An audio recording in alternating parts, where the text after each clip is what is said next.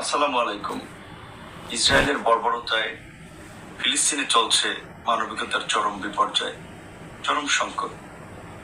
গোটা বিশ্ববাসী দেখছে, ক্ষোভে ফুঁসে উঠছে, প্রতিবাদ হচ্ছে।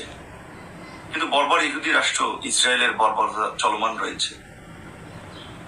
ইসরায়েল কর্তৃক ফিলিস্তিনের নিরীহ মানুষ হত্যাযজ্ঞ এবং ধ্বংসের নিন্দা জানানো প্রতিটা বিবেক সম্পন্ন মানুষের দায়িত্ব এবং কর্তব্য। শুধুমাত্র ধর্মীয় দৃষ্টিকোণ থেকে নয়, মানবিকতার জায়গা থেকেও এই প্রতিবাদ করাটা প্রত্যেকের দায়িত্ব বলে আমরা মনে করি।